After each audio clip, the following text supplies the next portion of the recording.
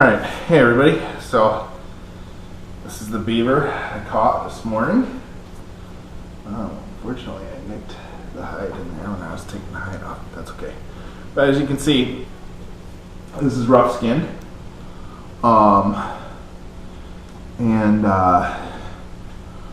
So we gotta get a bunch of this off. And one of the things I wanted to do this year was learn how to take care of my fur a little better, so I've been debating on whether or not to, get a fleshing beam, a fleshing system, and everything else. But this is my skinning knife. This is from Haus of Speh.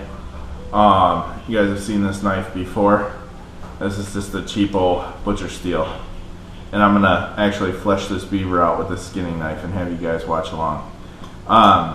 So one thing is that as you drag the knife across the steel, right, you're creating a burr, and you want that burr, you want this to be on the burr to be on the upward side of the knife, okay?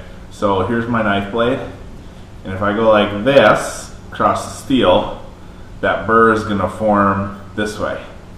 And then when I come like this across the steel, that burr is going to form on the other side. So if you're right-handed, right? If you're right-handed, you want the bottom edge of, right-handed or left-handed, you want the bottom edge of the knife to be the last edge you sharpen when you're doing this. So we're going to just go. Ladies and gentlemen, I wish you a happy Halloween.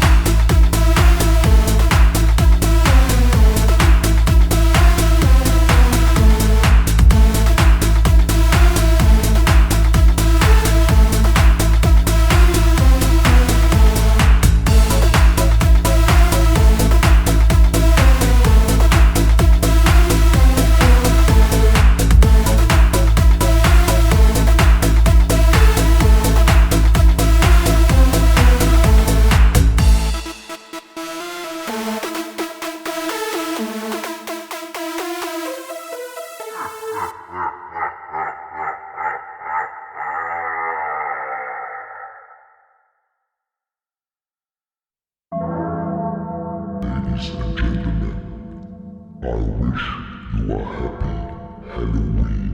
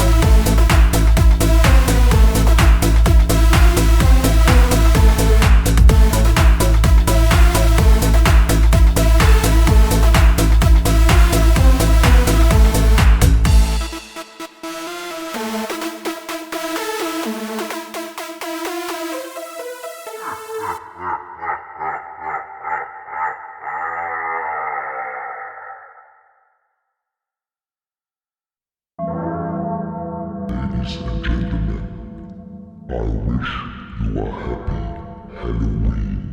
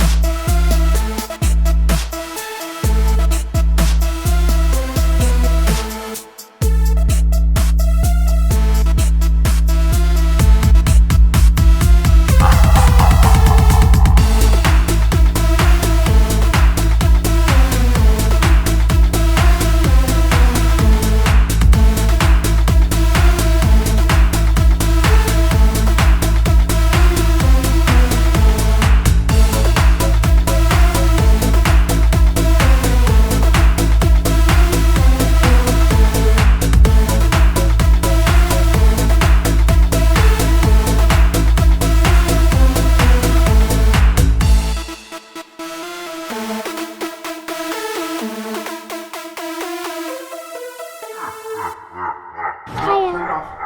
And when this is all done, I'll kind of show you what this looks like finished. But I mean, hopefully you guys can see. You know, this comes off. I mean, it comes off with the knife so easy. You know.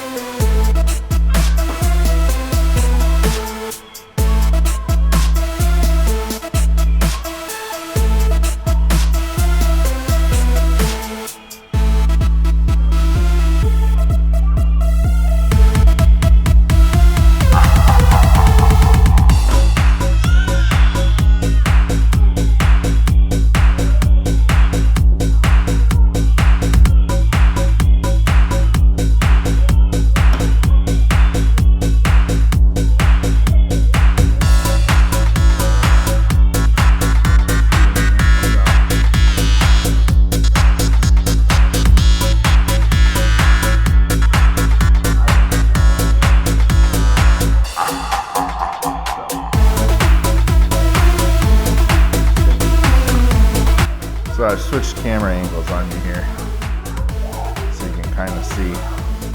But here's the face. You know, I don't really do a whole lot up around the face. These bigger chunks are just that. They're just chunks, right? I'm not leaving that like that. But you can see, I mean, I still got to get a little bit of fat off of here. But as far as like sending this to a tannery, you know, if I don't dry it, which I'm not probably gonna try to dry anything myself this year, like if I were to just send this into a tannery like this, be fine. The biggest thing,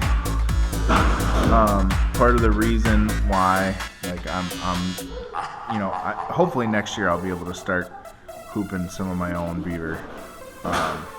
Or boarding, we'll see. But I just want to show you guys, I mean, obviously I've made some mistakes on here. Like I cut way too deep there. See, that's cut through the leather. There's one over here. I sliced a scar open. I screwed this front foot up pretty good. I made that way bigger than it needed to be.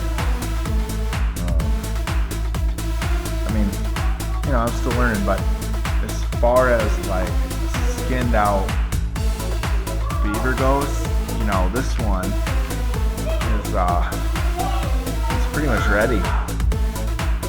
So anyway, just wanted to show you guys that it is possible to flesh a beaver hide without beam and fleshing knife. And so if this method, you know, obviously you got to start slow, start with a small beaver for sure. But if this method, you know, helps you save some money, great. So anyway, thanks for watching, and until next time, tight lines, tight chains, shoot straight.